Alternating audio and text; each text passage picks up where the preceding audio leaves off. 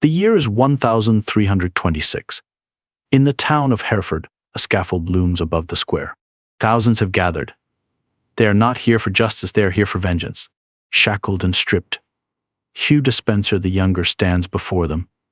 Once the most powerful man in England after the king, now a condemned traitor. His fate? To be hanged, drawn, quartered, and castrated in full public view. This was no ordinary execution. This was theater. A message.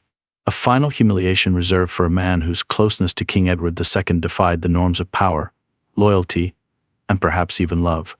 To understand this brutal scene, we must go back to a court poisoned by ambition, ruled by a king desperate for affection, and manipulated by a favorite who knew exactly how to give it.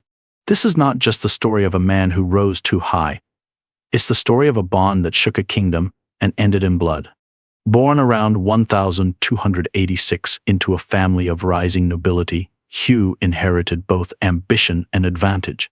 His father, Hugh Despenser the Elder, was a loyal servant of King Edward I, and young Hugh was raised with one clear lesson: power is earned through service and held through cunning.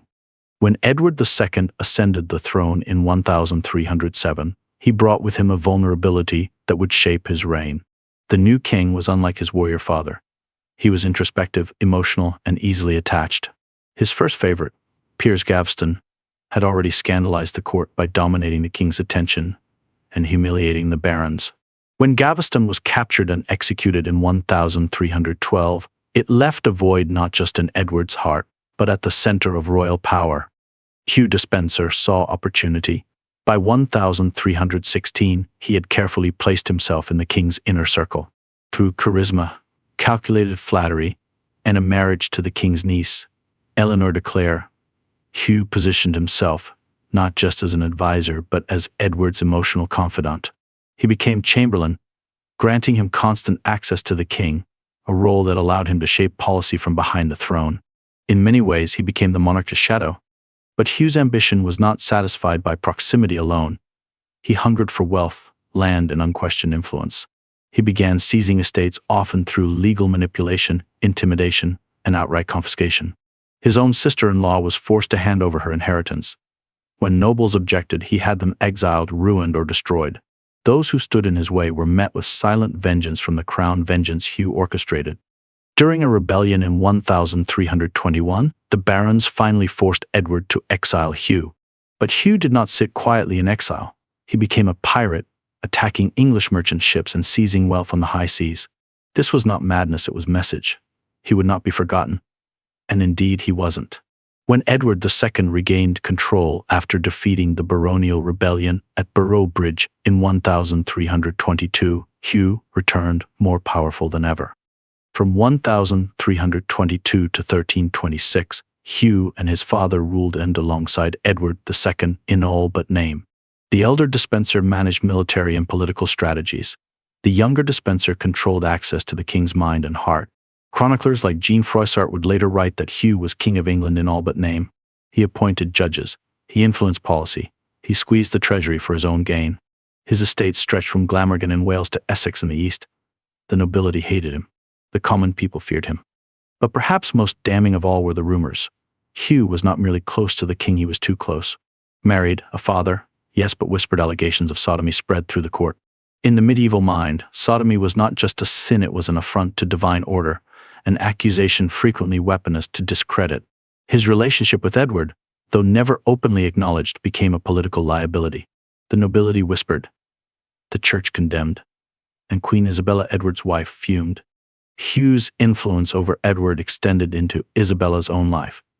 He seized her lands, imprisoned her allies, and even took custody of her children. The queen had been humiliated personally and politically. Her resentment grew into hatred. And her hatred found a partner in exile. Roger Mortimer, a powerful baron who had rebelled against the Despensers. Mortimer had escaped from the Tower of London and fled to France. There, in 1325, he and Queen Isabella began plotting the overthrow of the king and his hated favorite. Their bond, both political and intimate, would form the foundation for a revolution. In September 1326, Isabella and Mortimer landed on the English coast with a small army. What followed stunned the court. The English nobility, long abused by the Despensers, rose almost overnight in support of the invaders. Cities opened their gates. Castles surrendered. Armies defected. Edward and Hugh were forced to flee first to Wales, then further west, dragging with them the remnants of the royal treasury. But fate was already closing in. By late October 1326, Edward II and Hugh Despenser the Younger were fugitives in their own kingdom. Hunted, humiliated, and abandoned by once loyal lords, they drifted along the Welsh coast like ghosts of a fallen regime. The king, desperate and disoriented, clung to Hugh not just as a political ally but as his last thread of emotional stability. But even love, loyalty, or obsession could not protect them now. They sought refuge at Caerphilly Castle, one of the strongest fortresses in Wales. But word of Isabella and Mortimer's sweeping success spread faster than hope could be restored. The tides had turned. Even the loyal garrisons hesitated. Edward and Hugh soon separated from the main force, perhaps in a futile attempt to hide, perhaps believing wrongly that the Welsh lands they had so thoroughly subdued would offer safety. On November 16, 1326, Edward and Hugh were captured near Launceston by a local nobleman loyal to Isabella. Hugh, dressed in tattered clothes and trembling with fear, was found clinging to a handful of royal documents in gold, a symbol of a regime that had collapsed under its own arrogance. The king was taken without resistance. But Hugh knew what was coming. From the moment he was arrested, his captors treated him not as a prisoner of war, but as a symbol of national hatred.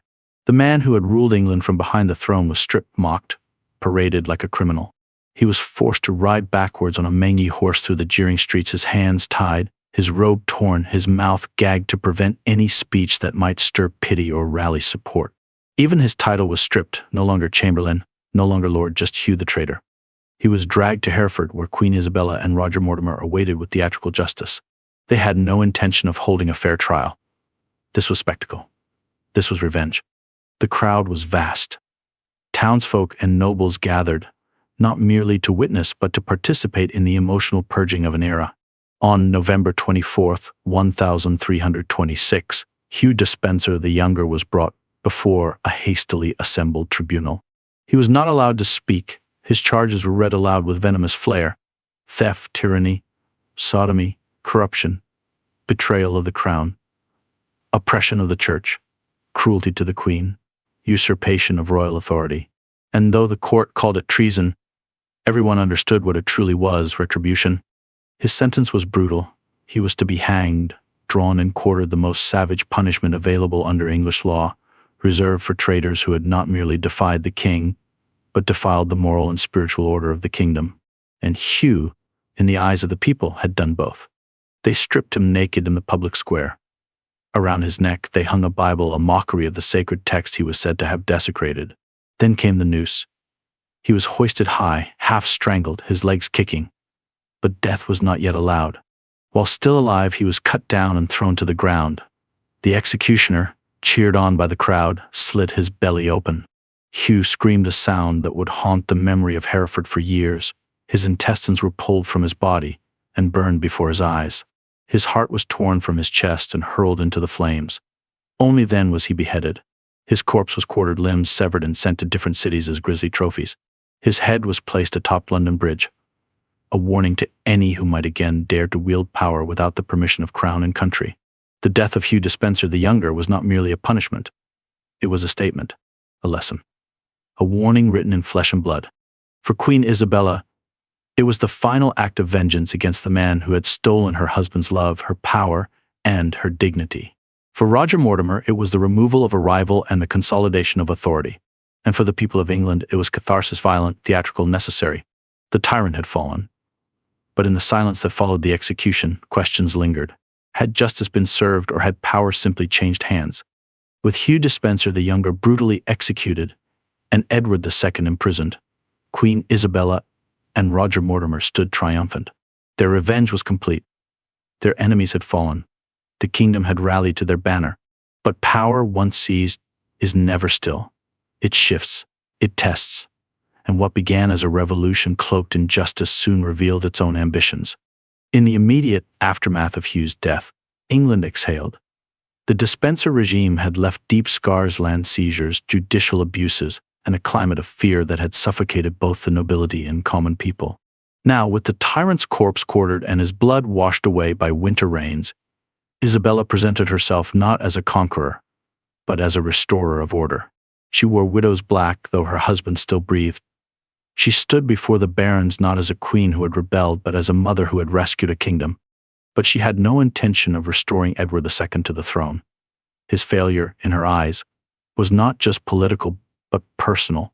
He had allowed himself to be ruled first by Piers Gaveston, then by Hugh Despenser. He had ignored her counsel, humiliated her in court, endangered their son. No, he would not return. In January 1327, Parliament met under heavy pressure from Mortimer's allies and formally deposed Edward II. It was unprecedented. A living king removed not by war or assassination but by political will. The official charge was his incompetence to rule. But everyone understood the deeper truth. His emotional dependence on Hugh Despenser had destroyed his reign. His son, the 14-year-old Edward of Windsor, was crowned Edward III, but real power remained in the hands of Isabella and Mortimer. They ruled as regents, lovers, and shadow monarchs. For a time, the arrangement worked. They reversed Despenser's policies, restored lands, and rebalanced the nobility's power. But cracks began to show. Roger Mortimer, like Hugh before him, had a taste for authority. He enriched his followers. He appointed his own judges. He surrounded himself with armed guards. Those who whispered against him were silenced. And slowly, England began to realize it had not been saved, only transferred from one domination to another. Rumors began to circulate about the fate of Edward II. After his deposition, he had been imprisoned at Berkeley Castle. Officially, he was treated well. Unofficially, he was a threat, a living king, still with supporters, still a rallying point. In September 1327, less than a year after Hugh's execution, news broke Edward II was dead. The official account claimed illness, but few believed it. Chroniclers whispered of darker ends, a smothering in the night, a blade in the back, or the most infamous version, a red-hot poker inserted into his bowels, a grotesque echo of the charges once hurled at him and Hugh. Whether true or not, the story spread like wildfire, fueled by poetic justice and political propaganda. By 1330, the boy king had grown into a teenager ready to reclaim the crown that had been taken in his name. He resented Mortimer. He distrusted his mother, and with careful plotting he staged a coup. In October 1330, Mortimer was arrested in Nottingham Castle by Edward's loyal knights. He was dragged before Parliament, accused of treason, and ironically executed without trial, much like Despenser before him. Isabella was spared death, but her power was broken. She was confined to Castle Rising in Norfolk comfortably, but in disgrace. The Regency was over. Edward III would now rule as king in his own right, and so the wheel turned again. The story of Hugh Despenser is not just a tale of tyranny and execution. It is a mirror. In him we see the fragility of kingship, the seductive danger of unchecked influence, and the tragedy of a man who reached too far, held on too tightly, and paid the price with his flesh.